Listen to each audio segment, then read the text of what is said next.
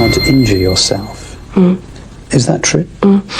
When no one listens to you, or you feel no one's listening to you, all sorts of things start to happen. For instance, you have so much pain inside yourself that you try and hurt yourself on the outside because you want help, but it's the wrong help you're asking for. The hand hangs in the air between them, fingers open, palm tilted up at just the right angle for a camera to love it.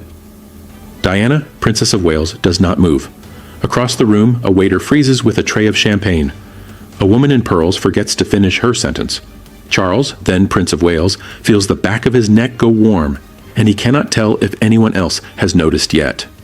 Camilla Parker Bowles keeps her hand exactly where it is, because pulling it back now would be its own kind of confession.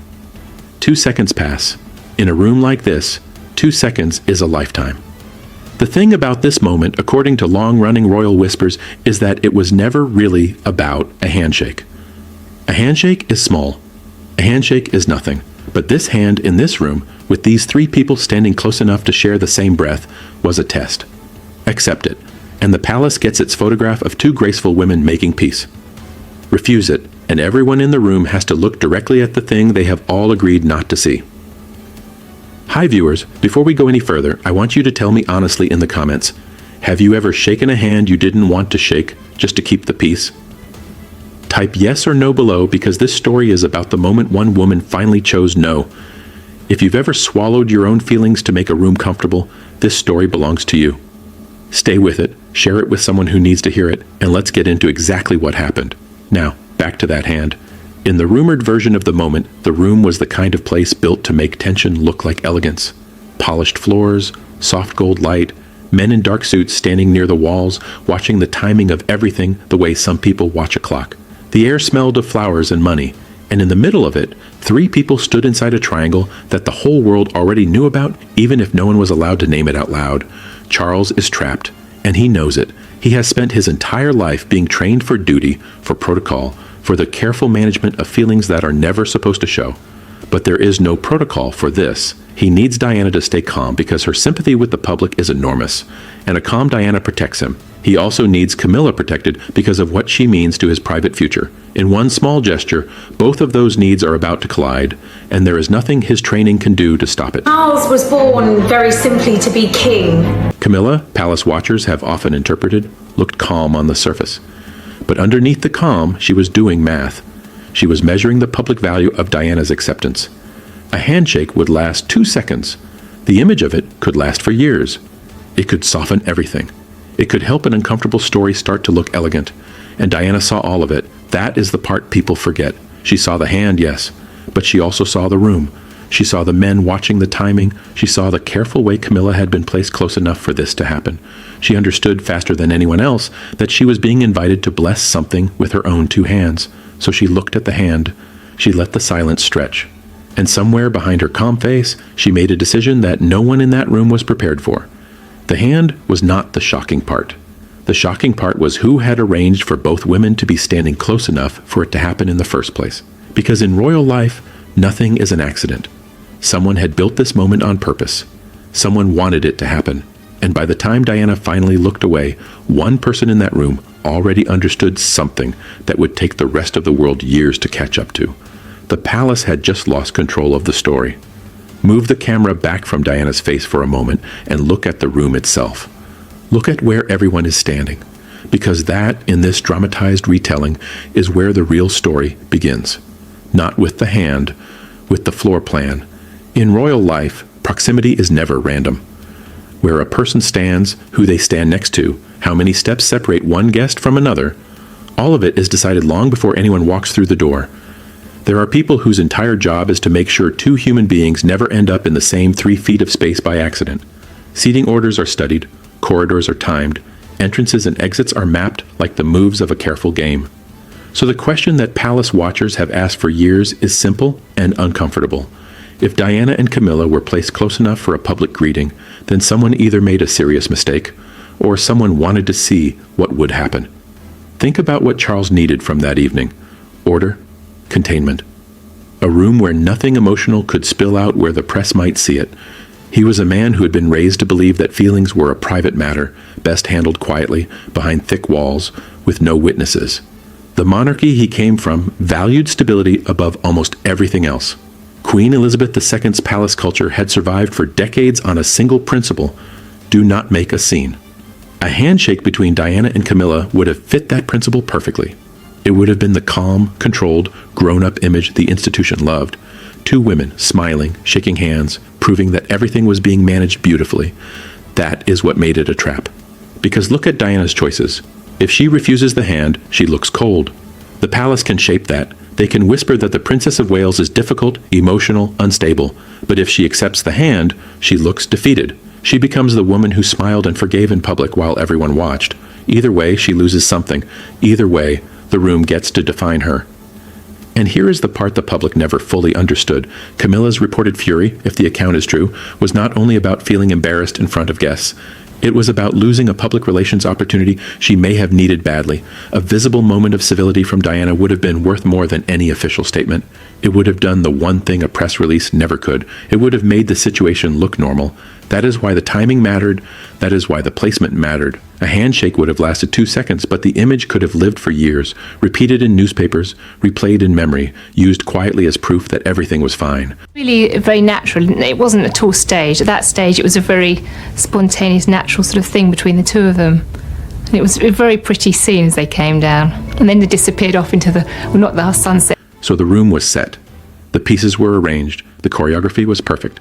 And then Diana did something the palace had not prepared for. She gave them no scene to punish. Slow everything down now. Slow it down to the breath. Camilla's hand is out. Charles sees it. Diana sees it. The guests around them are pretending to look at their drinks, their shoes, the art on the walls, anywhere but the 3 feet of air where the whole marriage is being decided. And Diana does nothing. That is the move. That is the entire move. She does not attack. She does not insult anyone. She does not raise her voice or make her face into a weapon. She simply withholds the one thing every single person in that room is silently begging her to give: public permission. Watch how powerful that is. A scream can be explained away. An insult can be repeated and judged. Tears can be called weakness, and anger can be called instability. The palace had a response ready for every loud thing Diana might have done. They had managed loud women before. What they had no answer for was quiet. Camilla, in this telling, had walked into the moment expecting the rules of politeness to protect her. That is how these rooms work. You offer your hand, and the other person is supposed to take it, because that is what civilized people do. The whole system runs on the assumption that no one will break the script in public. Politeness was supposed to be the safety net. Diana removed the net, and Charles is the most exposed person in the room, even more than the two women, because he cannot rescue either of them. If he steps toward Camilla, he humiliates Diana in front of everyone. If he steps toward Diana, he abandons Camilla in the one moment she needed him. So he stands there, a prince trained for every situation except this one, and he does the only thing he can do: nothing. The guests will remember the stillness, the way the room seemed to hold its breath, the way a gesture that should have taken 2 seconds stretched into something much longer and much heavier. Here is the genius of it, and palace watchers have said this for years. A public refusal without an outburst is almost impossible to condemn. There is nothing to point to, no raised voice to call hysterical, no cruel word to quote, just a woman who looked at a hand and chose, with perfect calm, not to take it. If Diana had shouted, the palace could have called it instability. They could have leaned into the old story about an emotional, unpredictable princess. But she did not give them that. She gave them elegance instead. She gave them grace so complete that it could not be turned into a weapon against her. And that, the silence, the stillness, the refusal wrapped in perfect manners, was the detail that reportedly made Camilla angrier than any insult ever could. Because an insult she could have survived. This she could not answer. Camilla feels the heat rise in her face before she can stop it. The hand comes back to her side, slowly, carefully, like a person pretending a small wound does not hurt. Her smile stays in place because the smile is trained. The smile is armor. The smile is the last thing she has left in this room. But behind it, according to what palace watchers believed, something has cracked. She had not expected to lose. For years, the rumored account suggests, Camilla's quiet challenge had been a long campaign of image rehabilitation, not a love story the public had been asked to celebrate. Not yet. It was something slower and more careful than that. It was the patient work of becoming acceptable, of moving inch by inch from the shadow at the edge of a marriage toward a place where she could one day stand in the light without the whole country flinching. And that kind of work depends on small moments. A photograph here, a polite exchange there, a handshake offered and accepted that tells the world the hard part is over. That is what Diana just took from her. One refused hand. That is all it was. But in the math of public image, one refused hand could set the whole project back by years. Because the public watches these things, the public reads them, and a woman who reaches out only to be left standing with her hand in the air does not look like a woman the country is ready to embrace. This is what makes Camilla the antagonist of this story, and it is important to be precise about how. She is not a cartoon villain. She does not hiss or scheme out loud or twirl through the room. The pressure she represents is quieter and far more real. It is the pressure of a person who needs your cooperation to complete her own redemption, and who feels genuinely wronged when you refuse to provide it. And here is the truth that reportedly burned the most. A calm Diana was more dangerous than an angry one. An angry Diana could be framed. An angry Diana fit the story the palace machine already knew how to tell. The difficult princess, the emotional wife, the woman who could not let go. But a calm Diana, a graceful Diana, a Diana who refused with perfect manners and walked away with her dignity untouched, that woman could not be managed. That woman became a problem for the courtiers, for the public optics, for the press interpretation, for the entire careful reputation of the family, because the whole machine was built to handle scandal. Scandal it understood. Scandal it could spin, deny, bury, or wait out. What it could not handle was a woman who said nothing and won. Camilla may have believed she was offering peace, a small bridge across a hard situation, but Diana, in this telling, may have read that same hand very differently, not as peace at all, as a request for surrender. And then came the private consequence no camera in that room could capture. Charles, standing between the two of them, now had to decide which silence frightened him more, Camilla's or Diana's. Hours away from King Charles being officially proclaimed as our monarch, the first coronation of my lifetime and most people's lifetimes. The new king and queen have been leading other senior royals in rehearsals for a global spectacle. It's been 70 years in the waiting. Charles does not sleep that night. The room is dark. The house is quiet in the way only very large houses can be quiet. And somewhere behind his eyes, the same 2 seconds keep playing. The hand, the pause, the way the whole evening tilted on the edge of a single small refusal. He is not a villain in this story. It would be easier if he were. A man who shouts, a man who slams doors, a man who can be blamed cleanly. But the truth, as this dramatized retelling frames it, is more uncomfortable than that. Charles is a man trapped by his own choices, watching two worlds he tried to keep separate crash into each other in front of an audience. He had been trained for duty since before he could understand the word, trained to stand straight, to say the right thing, to carry the weight of 1,000 years of monarchy without letting it show on his face. What he was never trained for was emotional exposure, and that is exactly what Diana's calm refusal had just handed him. Because here is what Charles understood that night, maybe better than anyone. Diana's popularity was not a small thing. It was a force. People did not just admire her, they felt her. They saw their own quiet pain reflected in hers, and that connection gave her a kind of power the palace could not buy, borrow, or command. As long as she stayed composed, that power protected the family. The moment she became a symbol of something the public believed in, that same power could turn. Her refusal had revealed the one thing Charles could not afford to have seen. That he could not control the emotional consequences of the life he had built. He could control the schedule. He could control the guest list. He could control which door people entered through and which car took them home. But he could not control what happened in the space between his wife and the woman he would not give up. The monarchy can manage scandal, but it struggles with symbolism. That line sits at the center of everything. Scandal is loud and obvious, and the institution has centuries of practice cleaning it up. Symbolism is quieter and far more dangerous because it lives in the imagination of the public, where no courtier can reach it. A handshake refused is not a scandal, it is a symbol, and symbols cannot be denied in a press statement. In the rumored version of what followed, the aides understood this too. There were quiet conversations, the kind that happen in side rooms after the guests have gone. How to make sure this never happened again. How to keep the two women apart at future events. How to manage the choreography even more carefully next time so that no hand would ever again be left hanging in the air for the world to wonder about. The palace could control entrances, exits, seating, and statements. It could not control Diana's eyes. But the most dangerous reaction that night did not come from Charles, turning the moment over in the dark. It did not come from Camilla, nursing a wound behind a trained smile. It came from somewhere else entirely. It came from the people who had watched Diana and who had understood her completely and instantly before anyone in the palace realized what that understanding would cost. A woman in Ohio pauses the video. She rewinds 10 seconds. She watches the hand again. She watches Diana not take it. And something in her chest goes tight because she knows this moment, not the palace version, the human version. She has lived it at a kitchen table, at a family dinner, in a hallway with someone who hurt her, and then expected a smile in return. That is the secret of why this story traveled. The palace thought the moment would be judged by etiquette, by the old rules about manners and grace and what a princess is supposed to do. But the public did not reach for the etiquette book. They reached for their own lives, and in Diana's rumored refusal, ordinary people, especially women who had been told their whole lives to stay polite around the people who wounded them, saw something they recognized instantly. They did not see rudeness. They saw a wound. That is the difference that changed everything.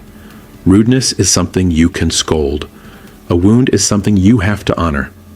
And once the public decided that what they were looking at was pain, not bad manners, the entire palace strategy started to fall apart. Have you ever stayed polite to someone who didn't deserve it just because everyone was watching? Tell me in the comments where you were when you finally stopped, because thousands of people in this audience have lived that exact moment, and your story might be the one that helps someone else feel less alone. Ouch. Have a nice trip now.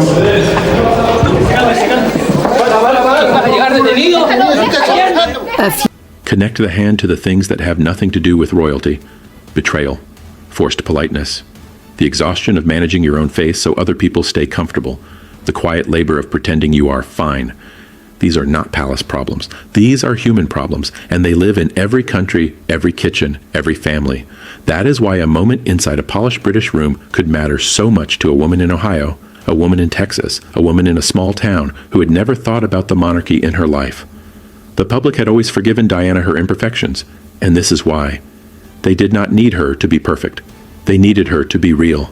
Her pain looked human, and human pain is something people understand in their bones. So when she stood in that room and refused to perform peace she did not feel, they did not judge her. They felt with her. And that turned Camilla's reported anger into something far more dangerous than a private grudge. It became a public relations problem because the audience's sympathy does not follow protocol. It does not check the seating chart or read the official line. It goes where the pain is. And the pain in this story was not standing with its hand out. The pain was the woman who would not take it. Somewhere in the background of all this stood two boys, Prince William and Prince Harry, not as players in the scene, but as shadows of what was at stake. The sons who would carry this story in their memory long after the room emptied. They are not part of the action here. They are the reason the action matters. The palace thought the moment would be judged by etiquette. The public judged it by pain. And once the public began reading Diana's silence as truth, the old palace strategy started to fail in a way no statement could fix. The phone calls start within days. Not loud ones, not angry ones, the careful kind, the kind made from quiet rooms by people whose names never appear in any newspaper. Because a moment like this does not stay in one country, it crosses oceans. And in the rumored account, someone with influence understood that the real danger was not in Britain at all. It was in America. Here is something most people never think about. A royal image is not protected only inside palace walls. It is protected through media access, through charity galas, through society networks, through the careful management of how a family is seen in every country that matters. And no country mattered more to Diana's story than the United States, where her popularity was enormous, where her face sold magazines by the millions, where her pain had crossed the Atlantic and landed in living rooms that had never cared about a crown before. So when the moment spread through whispers, there were reportedly quiet efforts to shape what it meant, especially in U.S. media spaces. Not to deny it. You cannot deny a feeling. The next move was smarter and colder than denial. The next move was to change what the emotion meant. This is where the story turns, and it must be said carefully, because this part is rumor and dramatization, not proven fact. The offshore element here is not a crime. No one is accusing real royals of stealing money or breaking the law. Frame it instead as a reputation management angle, a rumored private advisory route connected to image consulting, the kind of expensive quiet work that runs through donor circles and overseas media markets far from the eyes of the British press. Picture it as a reputation campaign worth hundreds of thousands of pounds, not a payment hidden in a vault, a budget. The cost of placing the right interpretation in the right outlets, of nudging the conversation, of making sure that when Americans talked about the hand, they talked about it the way the institution preferred. Image control is not free, and the people who do it best do it where no one is looking. That is what made the U.S. audience the real battleground. Because Diana's emotional appeal, there was not something the palace had built. It was something the public had given her, freely, on their own.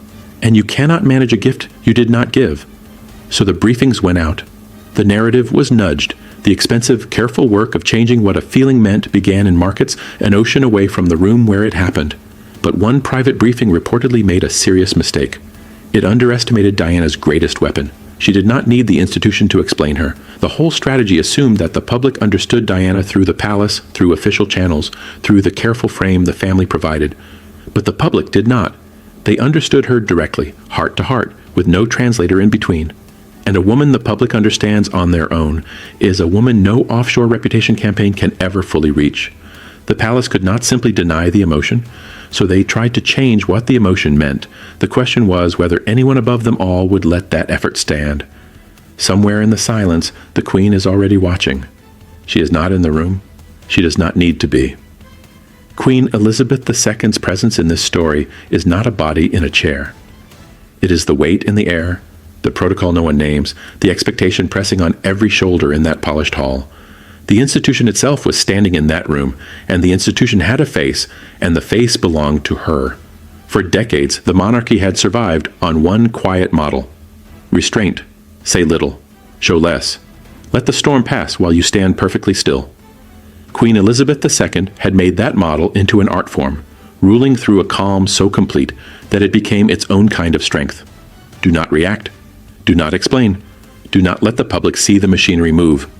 And it worked. For a very long time, it worked. But Diana represented something that restraint could not fully contain. A new emotional age. A public that no longer wanted to be ruled from behind a wall of calm. A public that wanted to be felt with, not managed. Where the Queen offered steadiness, Diana offered connection.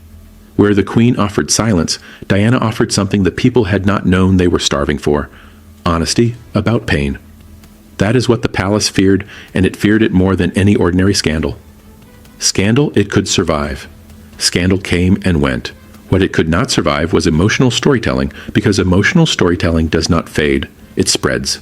It lives in people's hearts and grows there, far from any official correction. Set Anne, Princess Royal, beside this for contrast, and the whole picture sharpens.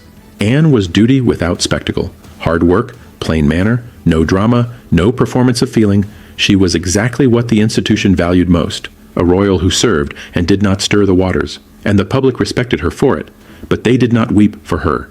They did not see their own hearts in hers. The difference was the whole point, because Diana's refusal had exposed a problem the monarchy had been avoiding for years. A generational fault line. The institution wanted loyalty. It wanted its members to absorb their pain quietly for the good of the crown. But the public, more and more, wanted honesty. They wanted the truth, even when the truth was uncomfortable, and those two wants were pulling in opposite directions. So the handshake was never really a single incident. It was a preview, a small, sharp glimpse of the crisis the modern monarchy would spend the next decades trying to manage. The old monarchy believed silence protected the crown. Diana proved that silence could also accuse it, and years later that same hard lesson would return, through Prince William, through Prince Harry, Duke of Sussex, through Catherine, Princess of Wales, and through Meghan, Duchess of Sussex. The same question, asked again by a new generation. How much pain should a person hide for the sake of the institution? Decades pass, and a young woman in a blue coat steps out of a car. The cameras find her instantly. Catherine, Princess of Wales, now carries the title Diana once held, walks the paths Diana once walked, faces the same long lens and the same impossible expectation. And in that quiet echo lives everything this story has been building toward. Diana's rumored refusal was never only about a hand. It was about a question that did not end with her. It became the question every modern royal woman would have to face in her own way, on her own terms. How much pain should be hidden for the sake of the crown? Catherine inherited more than a title. She inherited the weight of being watched, the duty of composure, the long task of standing inside an institution while the whole world studies your face for cracks. She has carried it her own way, quieter than Diana, more guarded, more careful.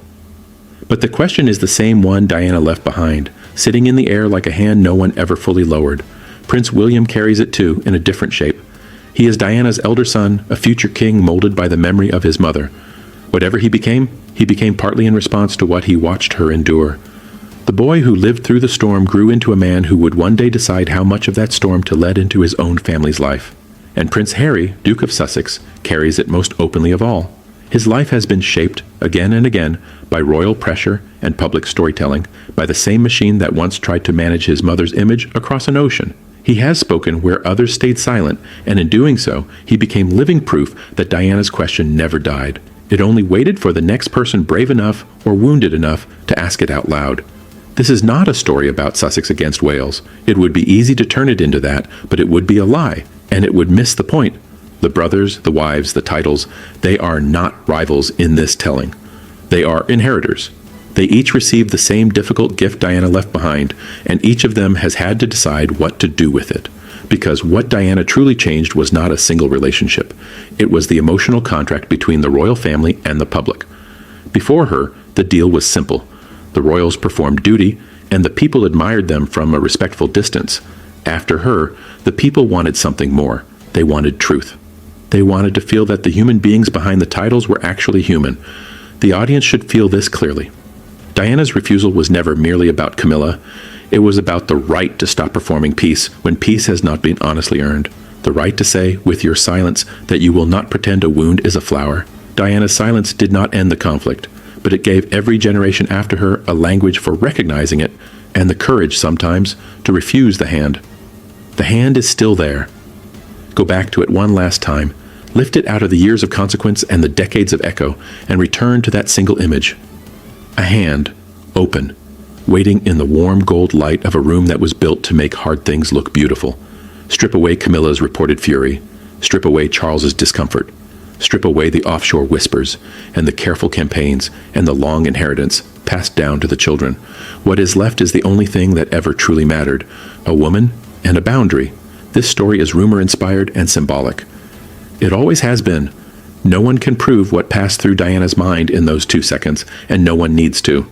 The power of the moment is not in its evidence, it is in its meaning, and the meaning is something every person watching already understands, somewhere deep, even if they have never had the words for it. Dignity is not always smiling. It is not always forgiving. It is not always making the other people in the room comfortable. Sometimes dignity looks like stillness. Sometimes it looks like a woman who refuses to hand over her own pain so that someone else can use it for a photograph. That was Diana's real power. Not beauty, not fame, not the crown she wore or the title she carried. Her power was the refusal to let the room rewrite her pain into something prettier and more convenient. She would not let them turn her wound into a symbol of peace it had not earned. She would not complete the picture they had arranged so carefully around her. The monarchy survives through images. It always has. Portraits, photographs, careful poses, the right people standing in the right places looking calm and certain. An institution that old learns to speak in pictures.